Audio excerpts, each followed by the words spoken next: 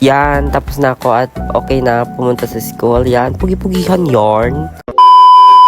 Hi guys, ngiting umaga na naman. Ngayon, samahan niyo ako sa aking first vlog. At gumising nga pala ako dyan ng 5. Yan, pagkatapos kong dumamit, like, yan, oo, nag-shoes na ako. Yan, lininisin ko muna para di madumi. At tapos na nga ako dyan magsuot ng aking shoes. At grabe, ang lamig! Pagkatapos ko naman maligo at mag-shoes, saka magdamit, ay punta ako sa kusina para gawin ang aking pangumagahan. At ang kinain ko naman ay spam and konting rice. Yeah.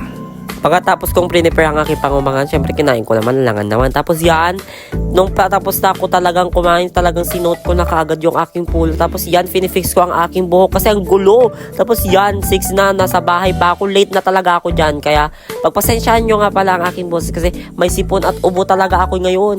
Yan, tapos na ako at okay na pumunta sa school. Yan, pugi-pugihan yarn.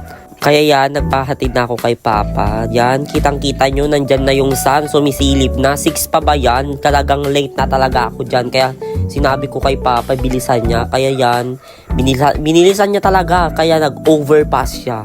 Overpass? Hay! Yan, nakadating nga pala ako dyan sa school. At yan, nakita ko yung guy. Yung friend ko na late din. At yan, nagsama na lang kami pumunta sa room. At yan, 3rd floor nga pala kami dyan. At yan, talagang late na talaga kami. Buti na lang talaga wala pa si Sir. Yan, buhay na buhay pa din. Yan, buti nakahabot din. Yan, saka yan, magsisimula na nga yung school na yan. That time ay meron na si Sir at nag-start na mag-klase yan. Busy sila dyan, guys. OMG! Ayan, recess na. Kaya yan, kaway-kaway sa mga estudyanteng recess lang talaga ang hinihintay. Like yan. Yan, kumakain na silang dalawa. Pero ako, wala pa. Hindi pa kumakain. Yan, gutom na talaga yung isa dyan. Kaya kumakain na kasi may baon siya. Like, oo, yan. Hi! Yun lang. Madaming pila sa kantin. Kaya yan. Naghintay na lang kami at nakipila. At saka by the way, nakabili na pala ka dyan.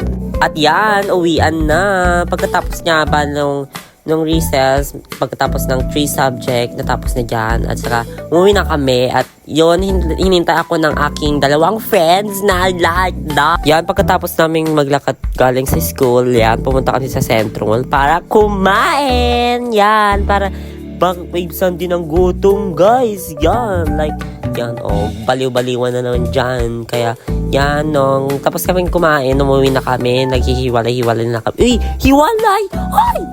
Kaya yan, nag-solo flight talaga ako yan. Pero kaya yan, J-Lord!